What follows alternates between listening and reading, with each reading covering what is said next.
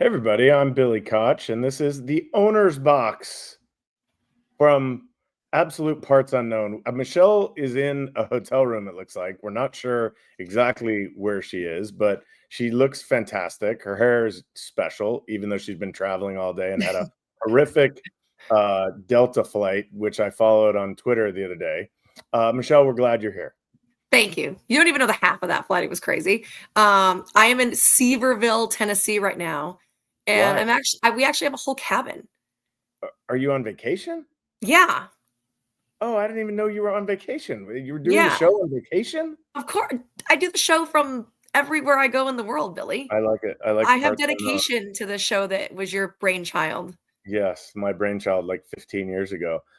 We have a great show for you today because we have Lucinda Love it. Lovett.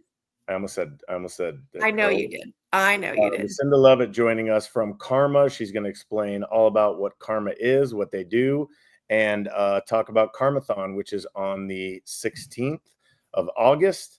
And we just want to raise as much money as possible. It's very simple. This is for Aftercare, and we're going to hear from Lucinda shortly. Michelle, is there anything on your agenda that you'd like to discuss from over the weekend, namely the Padre? The Padre. How good I was mean, Okay, wait, I I know wanna it's go back. I know Hold it's on. Whitney weekend, I but know. I mean that was the most impressive race. I wanna go back to before the meet started, though, when you and I were just chit-chatting, Yeah, and you told me my lock of the meet is the Padre.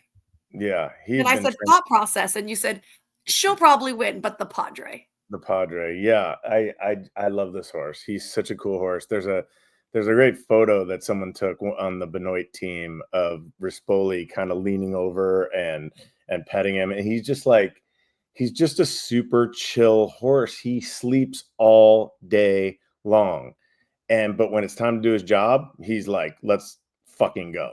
And if you saw him in the paddock, I mean, they bet him down to even money, which was weird, but they were right, the public.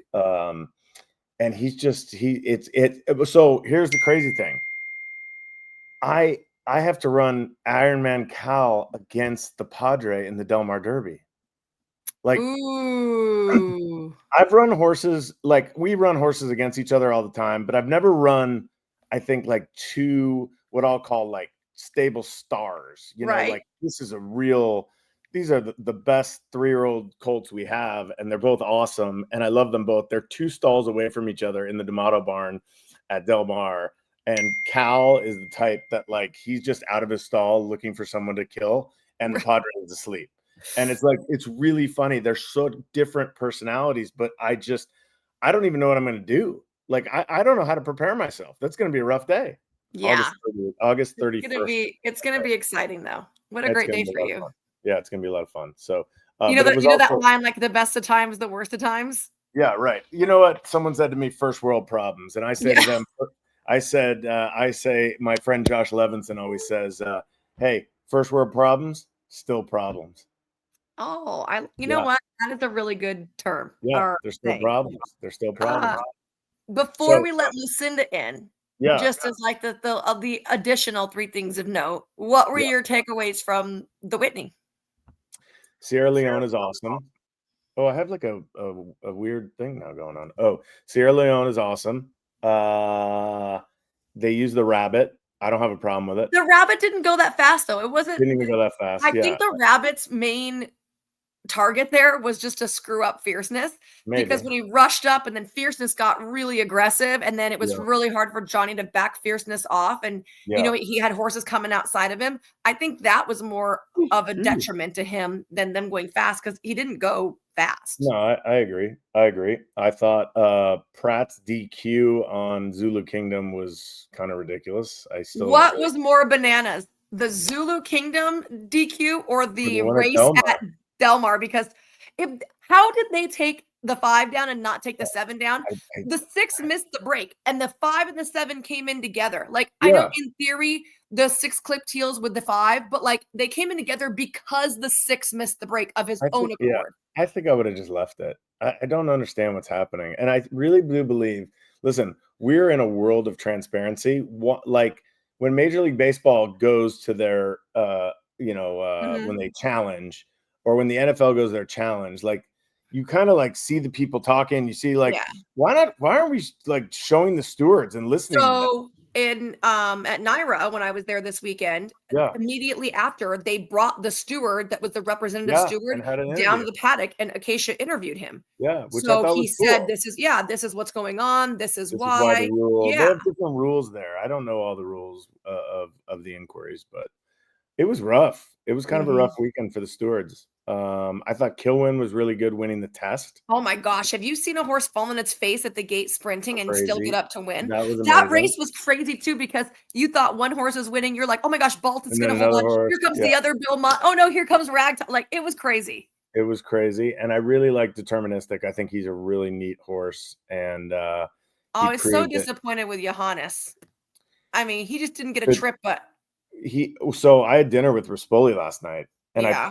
because I'd been talking to Tim Yakteen all week about it, and I said to Umberto, I said, what happened? Like, that wasn't the plan, right? He goes, Billy, when we broke, there was a horse that hit me so hard that it knocked me like literally sideways and took the breath away. And then they just closed the gap right away. And he's like, it was like that race at Churchill when he was a 3-year-old. It was like that race all over again. So I think you just put a line through it and you just move forward. And that's what Tim Yakteen said as well. So I don't know where Johannes ends up. I'd like to see him in the Del Mar Mile if he came out of the race good. I don't know why he wouldn't go there. All right. Well, that was our recap. We got Lucinda in to talk CARMATHON. Right. She's so excited. Let's bring her in. It's Lucinda. She didn't brush her hair. I thought you were going to brush her hair. No, you put it up in a messy bun. That's like messy buns are sexy. Yeah. Right.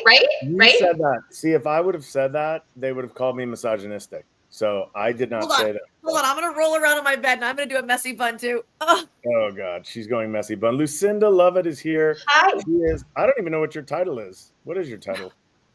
Executive Director. Executive Director of CARMA, which is very close to my heart. I happen to be the president, and Wait. Billy's the president, and he's like, "What's your title?" Yeah, I have no idea. Well, that's pretty much how we do it. But I run good meetings. Lucinda, admit that. He does run good meetings. They're usually fast. Like yeah, they're quick meetings. In an hour. He's not no messing around. Under an hour. Yeah, if we go over an hour for a board meeting, he gets really upset afterwards. I think board meetings should be an hour. I don't think they should. I had a 3-hour call this morning. It was horrible. About what? I don't even want to tell you guys. I'll tell you soon. But Lucinda, talk to us. Like, you've been around racing your whole life. Yeah. What was give us the origin of CARMA and how you got involved. I'm assuming it had something to do with Madeline Auerbach. Yeah, it did, but it had to do with actually the TOC, so Thoroughbred Owners of California, and I worked there. That was my first job out of college, actually. Wow. It's funny, I just told this story Sunday night at my parents' house about how I got into horse racing, which was completely accidental, and had no intention of working in racing after I graduated from college. And it just sort of like dominoes fell, I think, the way they're supposed to. And it ended up working out that I got hired at the TOC right out of college. And I had been there for, I don't know, like 6 or 7 years. And we had kind of a shift and new board members coming in. And one of those was Madeline Auerbach, who, at that time it was like the early 2000s. So unusual heats were kind of starting to take off, and she was really big in California breeding. And she started having horses that not only she bred, but she bred and raced, and then needed to retire. And I think the big catalyst, Madeline will tell you, was when they needed to retire Lenny from Malibu, and she didn't know what to do. Yeah. And she's like, how can I be, I'm involved in the CTBA, I'm involved in the TOC, I'm involved in this high, like I'm an insider and I don't know what to do with my gelding. Yeah. That is my nice stakes horse that I want to know is safe and it has a great home. And at that time, we weren't even talking safe. Like, she just wanted to know he had a good home. Mm-hmm. Right. So that started the conversation at the TOC, and they started talking about equine retirement. So before there was the coin phrase aftercare, it was equine retirement. They started a committee, and at the TOC at the time, like every committee that they had a staff person assigned to them to kind of facilitate that for the directors.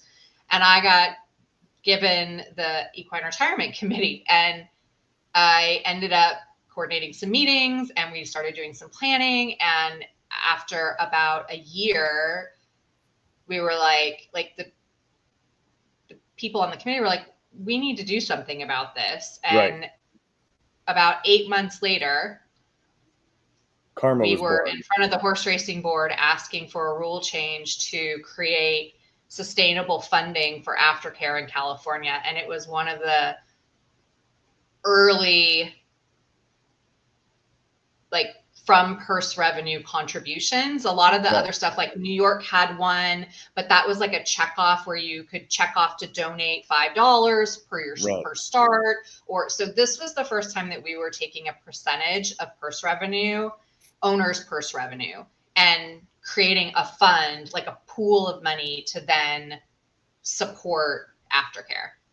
And so that started, we started doing that in 2006, and we incorporated we got our 501c3 and incorporation at the end of 2007. So we started taking donations, Del Mar of 2008. That is really crazy. And explain how that works. So the money, it's a very small percentage, but a lot of people don't know that this happens. Right. So in California, and actually this has been now modeled in other states as well, this kind of idea of owners contributing a fractional percent. So here in California, it's 0.3% of every dollar of earned purse money. So it isn't like when you see in the condition book, like the total purse money available, it's whatever's earned. So it's whatever's paid out to owners through the paymasters account. They take that 0.3% on whatever the owner earns for the race, whether it's first or fifth, and they put it into a separate account. And then we get a check every month from that account. So all of the different racetrack paymasters, we have this CARMA account in Compass, which I think everybody across the country uses for their paymaster systems. And we get that 0.3%. And then, so we started that in 2008. And then about 5 years later, we were able to modify the rule here in California that authorized trainers and jockeys to also participate in the purse contribution program, which I think is really important. Which is really important because, you know, because aftercare is everyone's responsibility. 100%. But also, you know, if you look at California landscape, we've had less races, less purse revenue generated. So as that money is lessened, we needed alternate forms of revenue for ourselves to take care of these horses. So is that's an accurate assessment? No? Yeah. Oh, for sure. I mean, it's been a godsend as we've seen a decline in the number of racing days in California. And as our horse population has decreased, having trainers and jockeys participate in this program is critical. And one thing that we have here in California, and I don't know if this is the way it is in other racing jurisdictions, but here our trainers are paid their first 3 placings directly through the paymasters. And so that's something that we were able to kind of piggyback on top of, because that accounting is already happening here in California. So take us through like a horse. So Michelle and I, we own a horse, and the horse is named Lucinda's Dream. And she's slow. She was really slow. She wasn't going to be a broodmare. Michelle's calling me saying, hey, this one's working in 42. We're not going to make it to the races. She's just not going to make it. And she's not well bred, and we need to find a home for her. What is the process? So I think the great thing about CARMA is that we've got a lot of options for owners and trainers, horsemen, whoever's got the horse. I think the one thing you're kind of wanting me to first talk about is our placement program, which you and Michelle both are really familiar with because you've used the program. Sure. So that's a program we started to help owners and trainers that didn't have farm connections, that didn't have connections to the equestrian community, to give them a place where they could safely retire their horse and know that they could track it. Because as the idea of equine retirement and aftercare kind of leapt onto the national stage and became an issue in the industry, it became scary for owners that would have horses that would end up, the trainer or the foreman or the pony rider or whoever would give the horse away, and then they wouldn't know where the horse would happened to it. Yeah. And then, 4 years down the line, the owner is getting a phone call from somebody that's really upset because this horse is, being neglected, or is it an auction, and they're worried about it, right? Yeah. So this gave owners a way to know that they could give the horse to CARMA. We would provide, originally we started with the idea that we would provide 30 days of kind of triage and assessment, figure out what the injury is, figure out what the suitability of the horse is, and then connect that horse with one of the dozens of organizations, not-for-profit organizations, that actually do the work of retraining and adopting or providing sanctuary for those horses. Sure. And so someone can just call you. I'm just trying to simplify it. They call you, they call someone in CARMA, you send them a form to fill out. The trainer fills out all their history. And it's like, I think it's $1,000 donation that the owner makes, or. Yeah, it's $500 to $1,000 or more, depending on what, if a horse is started, it's a $500 donation. If the horse is not made a start, it's $1,000. And so, and you can actually even do it on our website. So our website has a link to our placement program, and there's a form you can fill out online. All of that questionnaire is online. You submit it. I get it. I call you, or I email you, or I text you and say, hey, I got your form. We need to. We can do one live right now. I've got a horse that needs to come to Lucinda.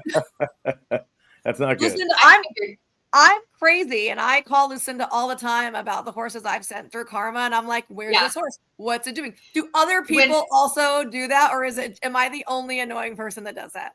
No. No. I get calls and email follow-ups all the time from people that want to know. And I think one of the great things about that we've got kind of developed with the aftercare community across the country now is that more and more people are doing that. So like, while you've always done it, like now I get lots of people that have retired horses through the program that are like, hey, what about that horse? And I'm like, oh yeah, I fire up my spreadsheet and I'm like, okay, I put that one there. So then I call that charity and I go, hey, tell me about that horse. And they do. Hey, I got a question. Lucinda Levitt, tracking those horses. Lucinda Levitt's joining us from CARMA. When, why do you think, let me start over. When people call me now to invest in racehorses, they always ask me about aftercare. And that didn't always happen. That wasn't always the case. What do you think turned where aftercare all of a sudden shot up as far as how important it is in our horse racing society? I think that our social license to operate is becoming more and more of an issue and more important to the public. And so as we have kind of dealt with our social license, and as animal welfare and animal care becomes more important kind of globally in the public, in the general public, I think that's why we've seen the attention being paid and the questions being asked by new people coming in, like, hey, this matters to me. I take really good care of my dogs or my cats or my pets. Like, this really matters to me. Yes, it's a business. Yes, we're trying to make money. Yes, it is a commercial enterprise, but the fact that it's animals, I think, really does matter to people, and that's why they're asking. So that makes a lot of sense. We've had a lot of attention paid to it. Yeah, I think that's right. Over the years. We have a giant event coming up on August 16th at Del Mar. Tell us a little bit about CARMATHON and how it's really taken off the last few years. And how important we have to thank Billy. No, you don't have to thank me. It's a team effort. Well, we do, because it was his idea when COVID hit and we couldn't do an in-person fundraiser. It was Billy's idea to do a telethon online. And so he's like, why don't we ask TVG? It was TVG at the time. Why don't we ask TVG if they'll help us out and talk about it on air, and we can take donations on our website? And I was like, I think that sounds fantastic. It's a brilliant idea. And so in 2020, we started. So this year will be our 6th year of doing CARMATHon. I didn't even realize that. Yeah, 6 years. And so we host, it's like a callback to a Jerry Lewis telethon with, instead of, people picking up the phone and dialing the phone and talking to a celebrity, they're making their donations online, while on FanDuel now, the talent is talking about it. They're doing interviews on the track on that day. They're showing clips and talking about success stories for retired racehorses, all of that kind of stuff. We provide them with a lot of digital content of success stories and pictures and charity partners that we work with, all kinds of stuff like that would be interesting for the public to know about, for what horses do when they're done racing. Right. So we're super excited. It's very exciting. And each year we come up with a theme and we have a lot of fun with it. And last year, Jay Pridman actually wrote a children's book that we just got nominated for an award. Did we win? We find out the next round is sometime in like early October. So we'll find out in late September or early October. But we're one of the finalists, one of 6 finalists. That's awesome. That's crazy. Yeah. And then this year, I'm going to send Michelle. So our theme this year is good. If you send it, I'll put it up. I did it. Okay. I think I did it. It's on your text. So we my text, I gotta have it on my email. Okay. I know. You want to email it? If you email it, I can play it right now. Okay. Hold on. So this year we decided to we made a fake movie, basically. So the whole thing is Hollywood. If you see all our press and what we're putting out there, and we had a red carpet event for our donors, and then we actually I forgot, you've seen the trailer, Michelle. I forgot, but your kids loved it. She was at the event. And my kids came, and my kids keep asking when we're gonna see the CARMA movie. They legitimately don't get that it's a tease. They think it's real. Yeah. They think it's real. So they keep asking, when can we see the CARMA movie? Well, I Michelle, feel like we might have to make a short. For sure. Like we could do a movie short. We could. I think Michelle could star. You should do a movie short with like following 3 of the horses, like Red King on his Pony Express journey. I have. After you showed the trailer, you asked me about some of the stars that we're featuring for CARMATHon. So I have a list over here on my cool computer. I was going to read through. Go ahead, because Michelle's just trying to pull it up.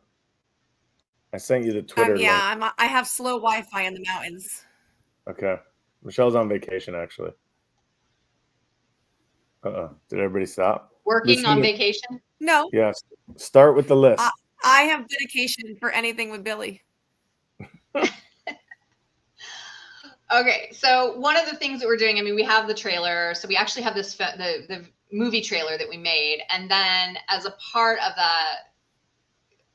content to share, which we're sharing all across our social platforms and email, as well as on FanDuel TV, we had some different horses that we featured, and I think this was a great summary of the kinds of work that the placement program does. So these are all placement program graduates. And the first one was Takeo Squared, who, if you guys remember him, his last race was in 2019 at Santa Anita. And he had to have surgery, had an ankle injury and had to have surgery. And so we did a year-long rehab on him.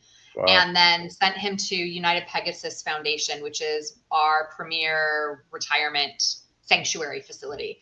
And he was, I think what's really important about him is he was absolutely beloved by the team at UPF. They just loved him. He was a barn favorite. He lived out in pasture. He had a pretty ugly looking ankle, obviously, because he had a pretty, serious injury and it had to have surgery with screws. So, and he would run and tear around his field. So he was like one that this is a perfect example of that sanctuary component. Yeah, sanctuary pony. I mean, he didn't necessarily have a job to do, but he still had no job, but he was and a favorite of United Pegasus Foundation's founder, and which is Helen Meredith. And Helen just loved him. And he would, like, she could call his name from the, he could be at one end of the 10-acre field and she could call his name and he'd come running to her. So unfortunately, he passed away this summer from colic, but we featured him online because he was a pretty special guy. Michelle, you mentioned Red King. He's probably our CARMA placement program, like, highlight horse, right? Billy was lucky enough to connect me with Bill when he was ready to retire, and we were able to take him into our program. I think what's nice now about the placement program is that we're starting to get those horses. We used to kind of at the very beginning get the ones that nobody knew.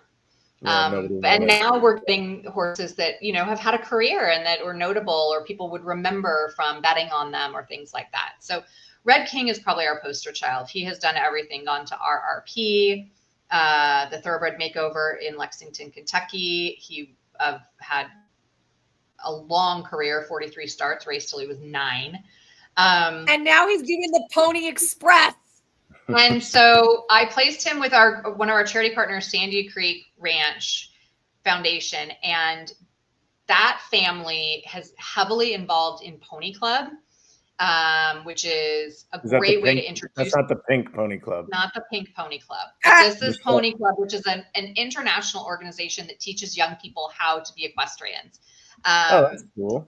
So, which is a really amazing program if you want to learn how to. It really does teach horsemanship skills, kind of at a foundational level, which is great now because people don't learn that as much as they need to. Right, Michelle? Did you get the trailer? I've got it. Well, yeah. I'm ready for it. Okay, we'll play it. Okay, show the trailer. We can talk about. I've got 2 more I want to tell you about.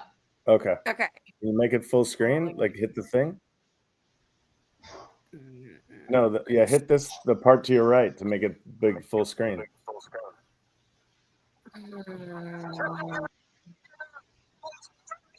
You just made you full screen.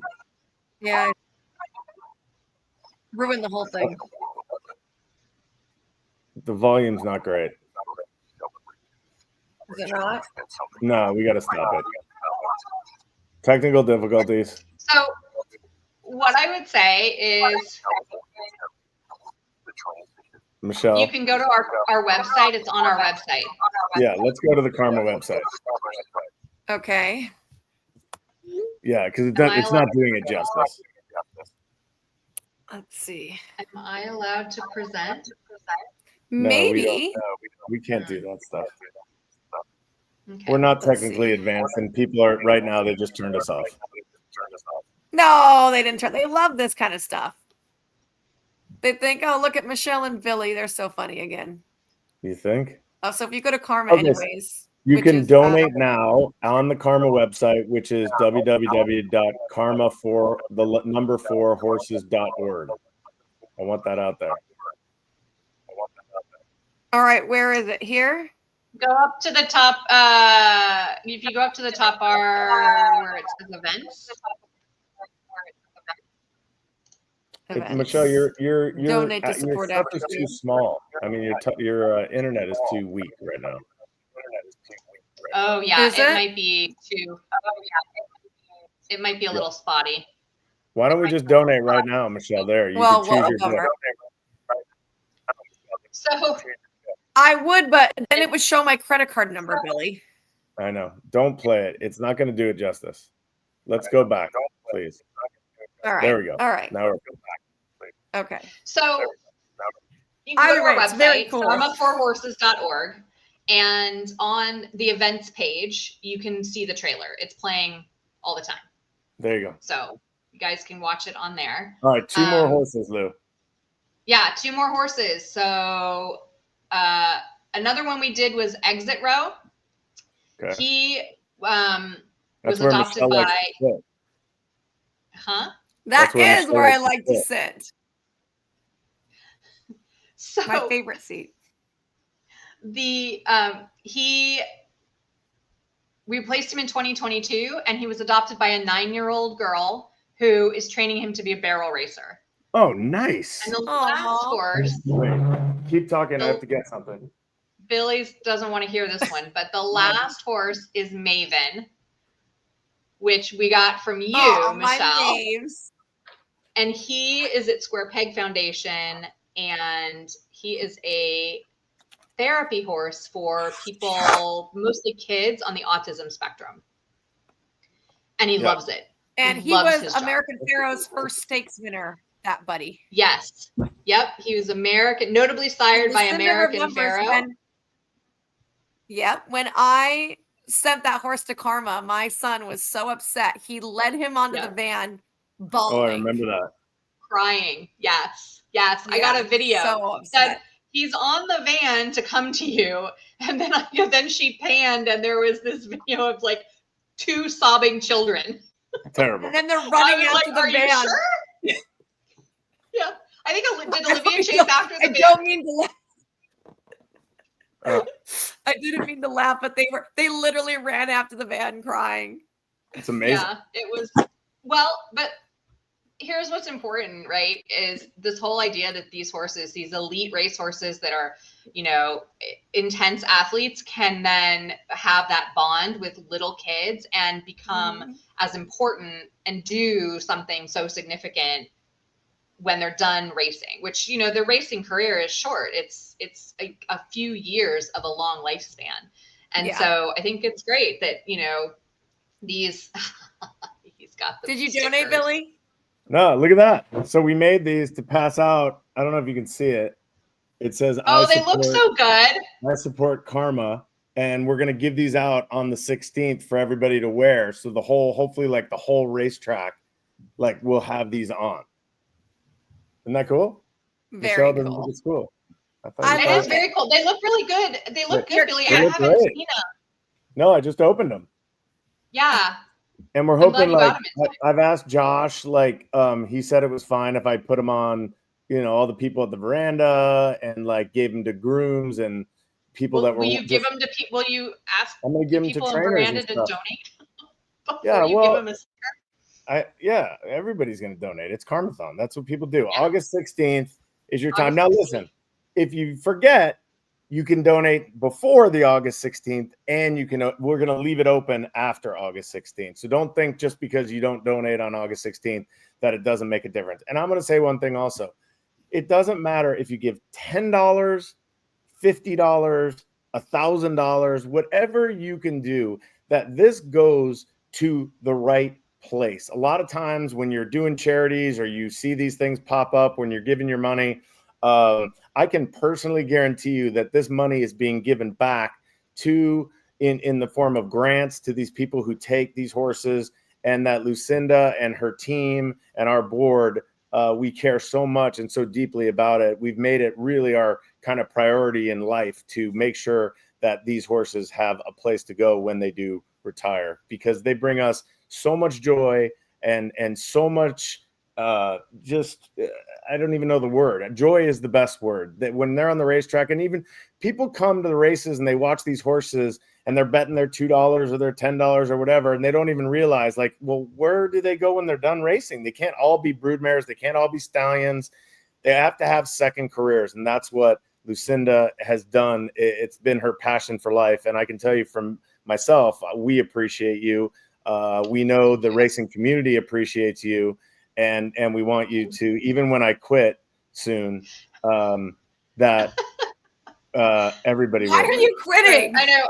I don't know. I threaten to quit all the time. It's just like I quit all the time. I said that's fine. Me too. I'm like I've been doing this for like, I don't know, 15 years. Like TOC 14 years before that. Yeah, Lucinda, don't worry. I threatened to stop the show every single week with and Michelle. Right. And Michelle, you're still doing the show. Yeah. Exactly. I tell Billy he's got to put my kid through elementary school. Yeah, that's what we're doing. Yeah. It's all about Michelle. Look, I got a kid going into college this year.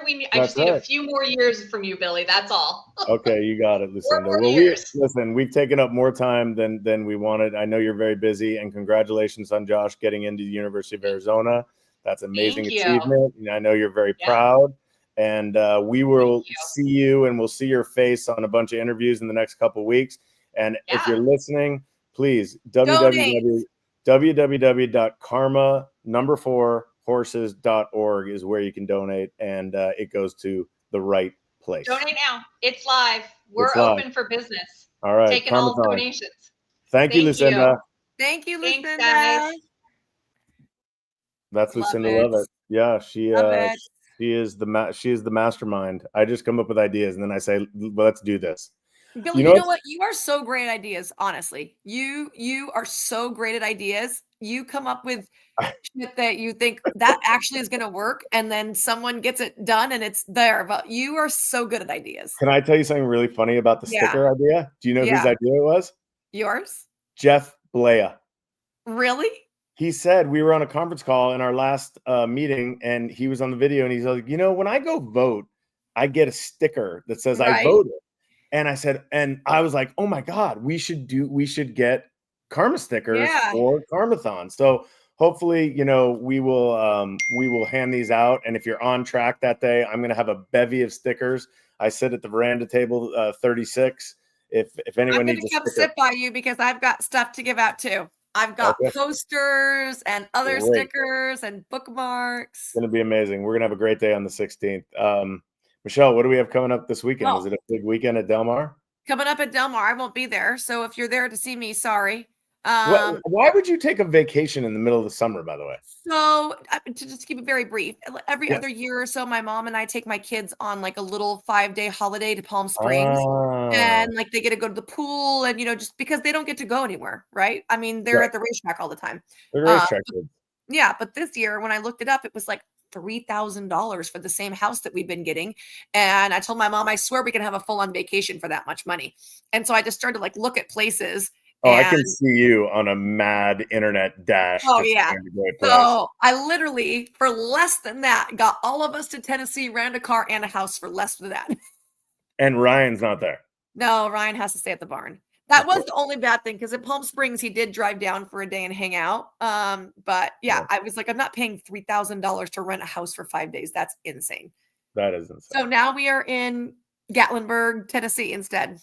All right. Well, have fun. This beautiful cabin. So this weekend, it is racing on Thursday, racing on Friday. It's the graduation stakes. Don't forget it's happy hour. On Saturday at Del Mar, we have the yellow ribbon handicap, as well as the best pal for those 2-year-olds. It's the Tacos and Tequila Festival. And then on Sunday is the Sorrento and Savory Sundays and jockey karaoke that night. Sunday night is jockey karaoke? Sunday night is jockey karaoke. And I don't think that they've done a very good job promoting it because no one's talked about it. Yeah, and I'm a judge. Are you? They asked me to host it this year because Mike Joyce isn't there. Yeah. Obviously, I'm here, so I couldn't. So I don't even know who's hosting it. I don't know. I know I'm a judge and Larry Colmus is a judge. Okay. Larry Bear. So one person will be half sober. It'll be so fun. No, there's another judge who I don't know who it is, but I know there's another judge. All right, jockey karaoke for the PDJF on Sunday night. Go get tickets now. And CARMATHON on August 16th. Thank you, Lucinda. Thank you, Michelle. Enjoy your vacation. Thank you, Billy. Love you. Bye. Bye, everybody.